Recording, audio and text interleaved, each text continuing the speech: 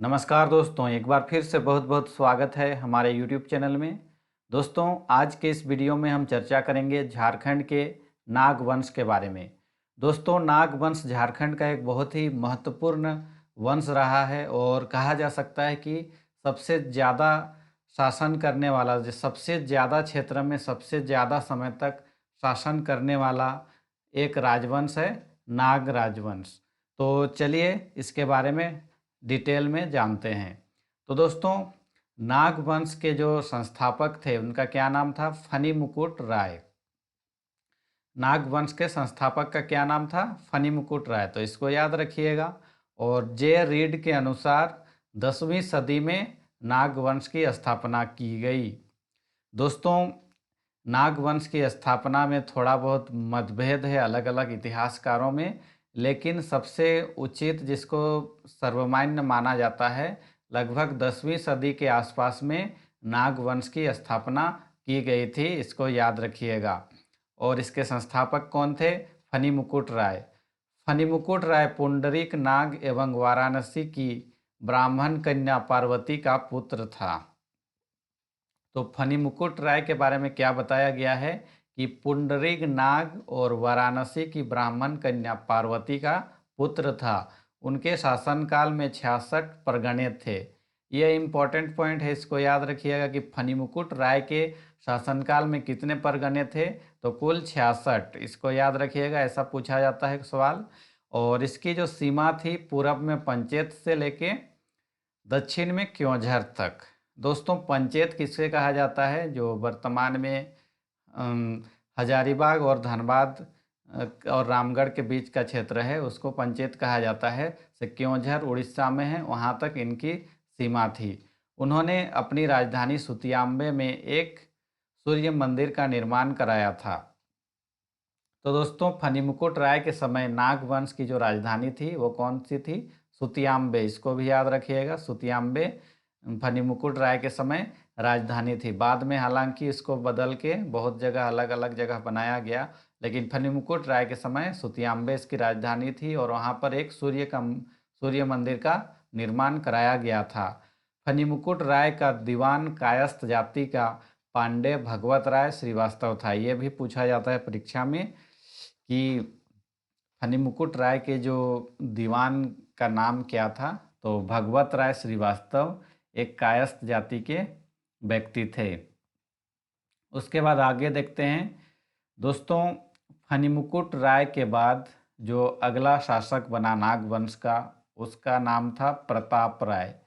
प्रताप राय के कार्यकाल में कुछ खास घटनाएं नहीं हुई, लेकिन एक घटना हुई थी कि सुतियाम्बे जो राजधानी थी फनी मुकुट राय के समय, वहाँ से राजधानी को बदलकर चुटिया ले जाया गया।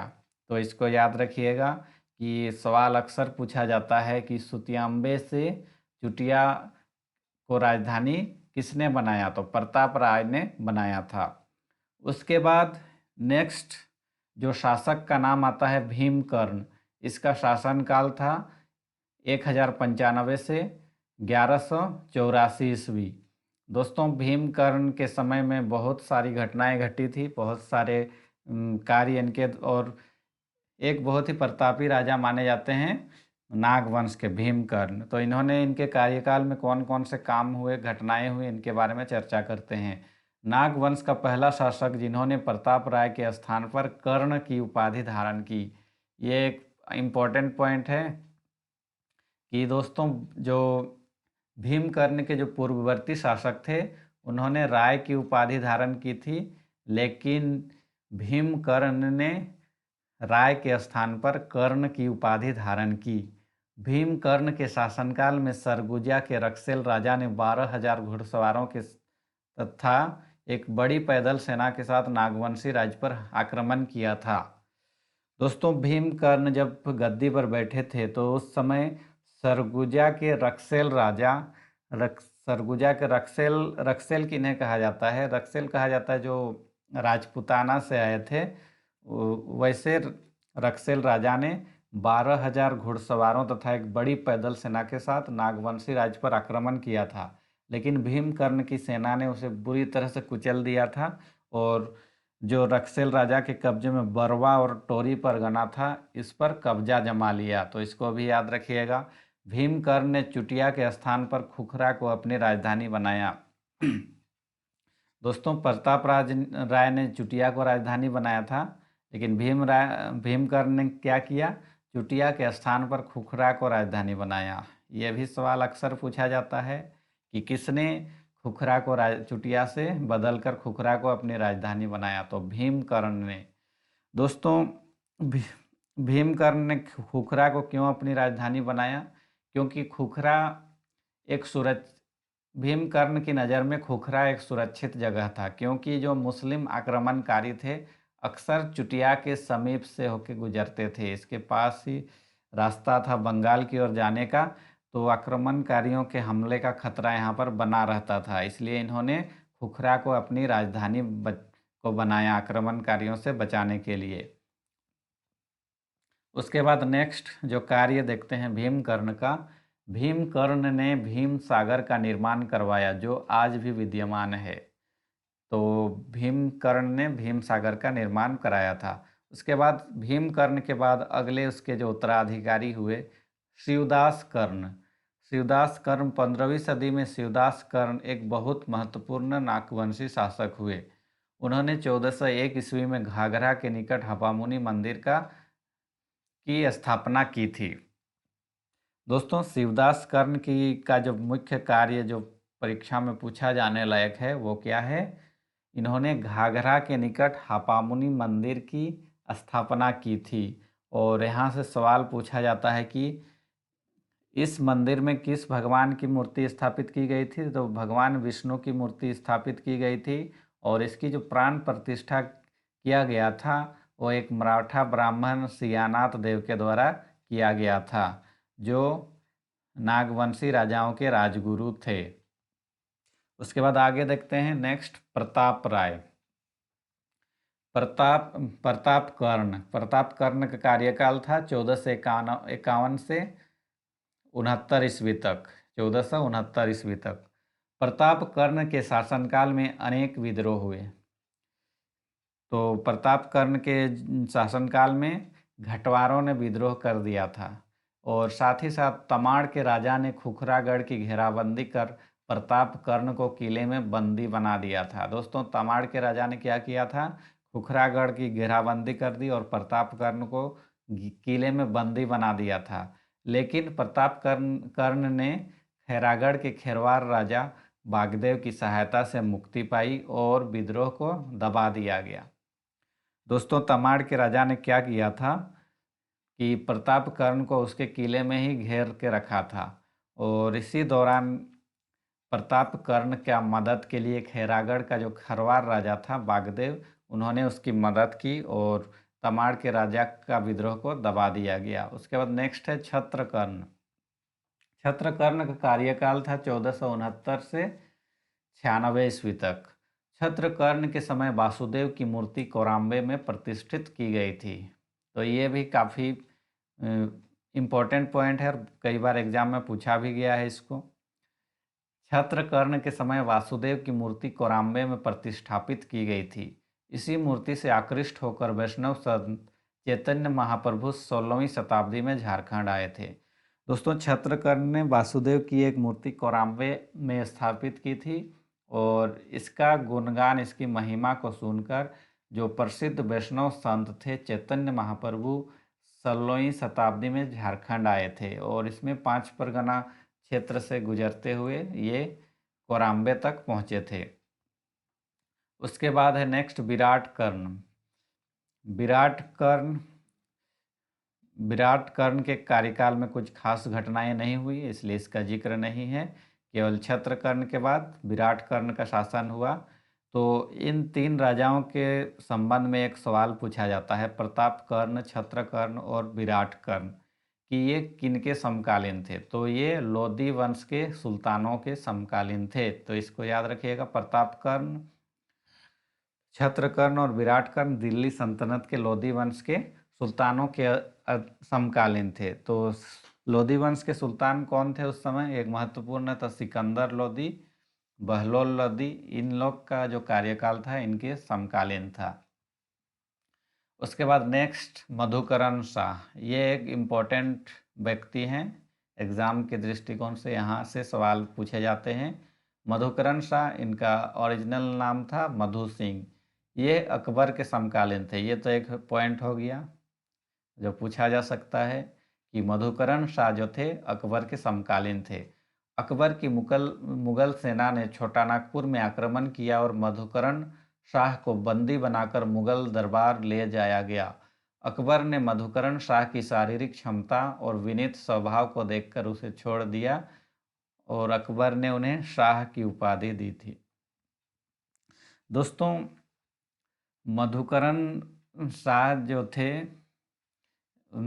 जब यहाँ छोटा नागपुर के राजा थे नागवंश के, तो उस समय अकबर की मुगल सेना ने यहाँ पर आक्रमण किया था और उसको मधुकरण शाह को बंदी बनाकर मुगल दरबार में पेश किया गया था।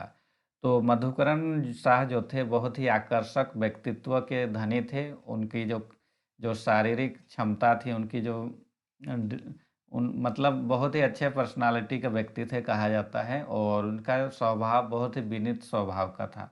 उसे देखकर अकबर प्रभावित हुए और उन्हें छोड़ दिया गया और उसका राज्य भी वापस लौटा दिया गया।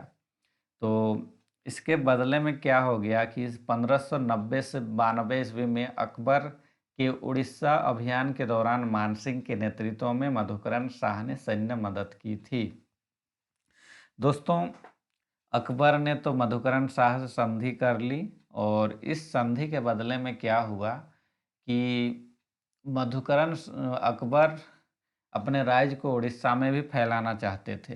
तो उड़ीसा के अभियान के दौरान मधुकरण शाह ने जो मानसिंह के नेतृत्व में सेना का दल भेजा गया था उसकी मदद की, मतलब सैन्य मदद की, साथ ही साथ खाने पीने की सारी व्यवस्थाएं यहाँ से, क्योंकि उड़ीसा नज़दीक था तो सैन्य रूप से भी मदद किया और यहाँ कुछ आर्थिक रूप से भी कहा जा सकता है। तो इस तरह से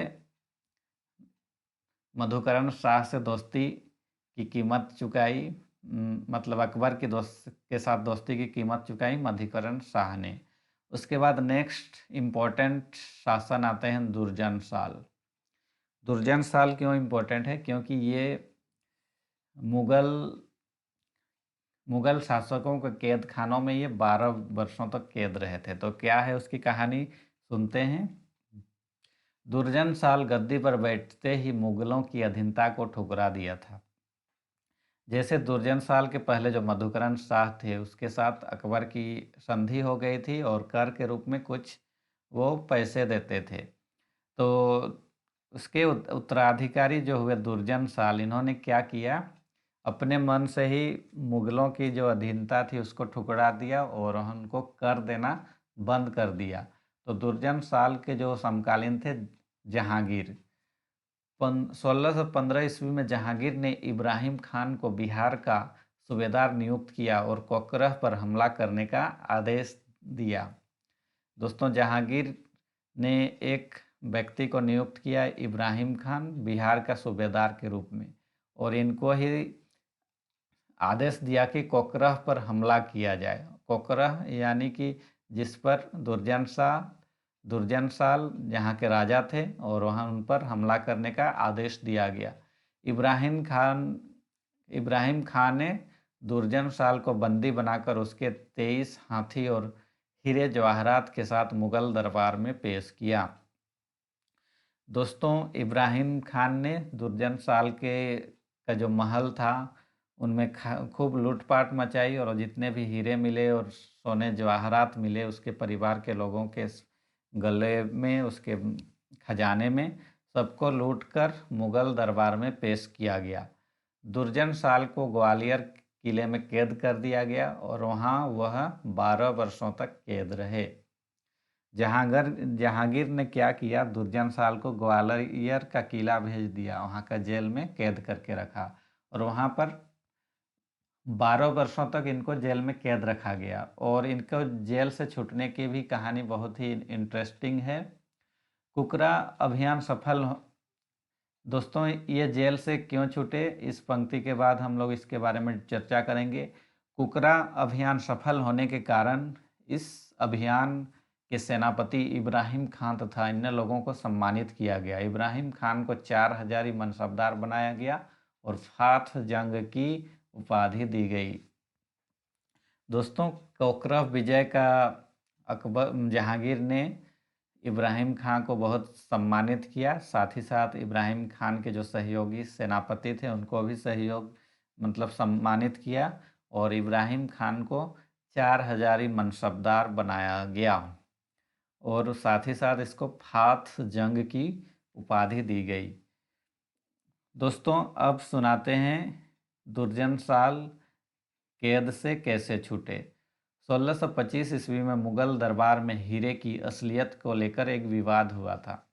दुर्जन साल हीरे के पारखी के रूप में प्रसिद्ध थे।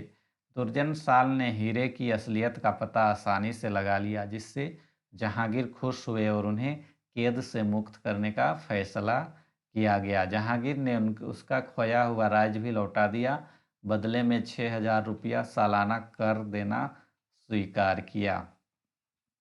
दोस्तों, बात यह है कि 1627 ईस्वी में मुगल दरबार में हीरे की असलियत को लेकर एक विवाद हो गया था। विवाद यह हुआ था कि राज दरबार में हीरा असली है कि नकली है, इसके लिए आपस में दरबारियों में विवाद हो गया। तो इसी विवाद को सुलझाने के लिए दुर्जन शाह को ग्वालियर के कैद से लाया गया और दुर्जन साल हीरे को पहचानने के लिए बहुत ही प्रसिद्ध था।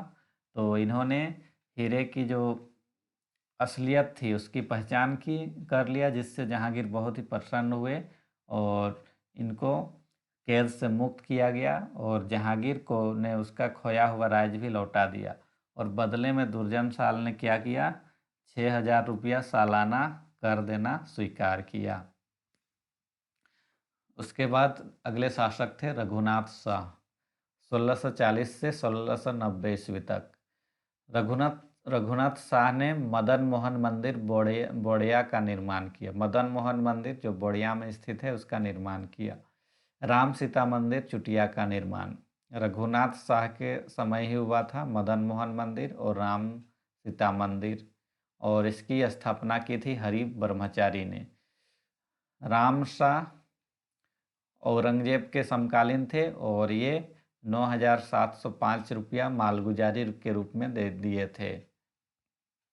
उसके बाद जो शासक हुए यदुनाथ शाह, शिवनाथ शाह। दोस्तों, इसके बाद और कुछ शासक हैं, उनके बारे में अगले वीडियो में चर्चा करेंगे। तब तक आप अपना ख्याल रखिए। धन्यवाद।